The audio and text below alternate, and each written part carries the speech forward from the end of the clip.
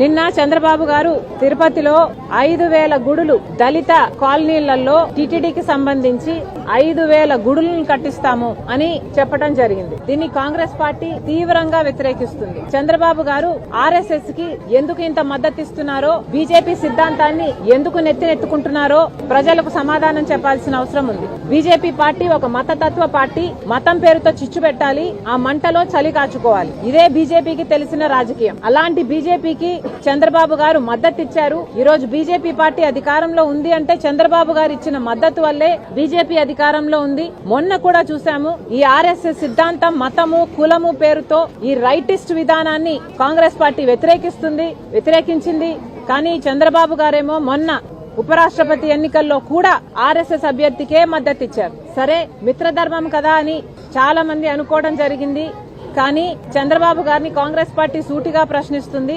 చంద్రబాబు గారు, మీరు బీజేపీకి మద్దతు ఇస్తున్నారా లేక ఆర్ఎస్ఎస్ లో మీరు చేరైపోయారా? ఈ రోజు చంద్రబాబు గారు ఆర్ఎస్ఎస్ లో చేరినట్టుగా బీజేపీ మనిషిగా మాట్లాడుతున్నారు. 5,000 గుడులు కట్టిస్తారట. దళిత కాలనీలలో 5,000 గుడులు కట్టిస్తారట టీటీడీ తరపున. ఏం అవసరం ఉంది అని అడుగుతున్నాం. ఏ దళిత కాలనీ వచ్చి మాకు టీటీడీ గుడులు ఇక్కడ కావాలి అని అడిగారో చంద్రబాబు గారు సమాధానం చెప్పాలి. టీటీడీ పవిత్రమైన గుడే, ఎవరూ కాదనటం లేదు. కానీ వాళ్ళకు అధికంగా డబ్బులుంటే ఆ డబ్బులతో ప్రజలకు సేవ చేయాలి తప్పితే ఇలా రాజ్యాంగానికి వ్యతిరేకంగా ఆర్ఎస్ఎస్ సిద్ధాంతాన్ని నెత్తినెత్తుకుని దేశమంతా గుడులు కట్టిస్తామనడం చాలా అసలు భావ్యం కాదు అని చెప్తున్నాం. మళ్లీ అడుగుతున్నాం, చంద్రబాబు గారిని ప్రజాస్వామ్య దేశంలో సెక్యులరిజం ఉంది అని చెప్తున్నది భారతదేశ రాజ్యాంగం.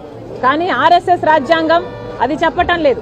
హిందువులు మాత్రమే మనుషులు, మిగతా వాళ్ళంతా పురుగులు అని చెప్తుంది ఆర్ఎస్ఎస్. మరి చంద్రబాబు గారు ఆర్ఎస్ఎస్ లో ఎందుకు చేరారో, బీజేపీ మాటలు ఎందుకు మాట్లాడుతున్నారో సమాధానం చెప్పాలి. చంద్రబాబు గారు మళ్లీ అడుగుతున్నాం, ఈ మీరు గుడులు కడతామంటున్నారే దళిత కాలనీలలో, ఈ గుడులలో పూజారులు ఎవరు? బ్రాహ్మణులు ఉంటారా? దళితులు ఉంటారా?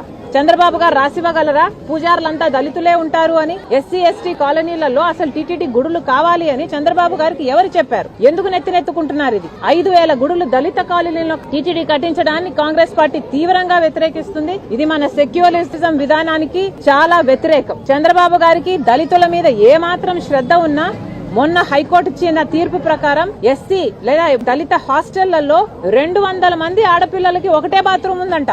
అలా ఉన్నాయి ఆ వెల్ఫేర్ హాస్టల్స్. ఆ బిడ్డల గురించి, ఆ దళితుల గురించి మీకు ఏ మాత్రం అక్కరున్నా వాళ్ళ వెల్ఫేర్ గురించి ఆలోచన చేయండి. ఆ హాస్టళ్లు బాగు చేయండి. వాళ్ళ కాలనీలలో డ్రైనేజ్ సిస్టమ్స్ లేవు, వాళ్ళ కాలనీలలో రోడ్లు లేవు, సరిగ్గా నీళ్లు రావు, కరెంట్ ఉండదు దళిత కాలనీలలో. ఇవేవి పట్టించుకోరు. కానీ దళితుల కాలనీలలో మీరు 5,000 గుడులు కడతారా? ఇది ఎక్కడి న్యాయం అండి?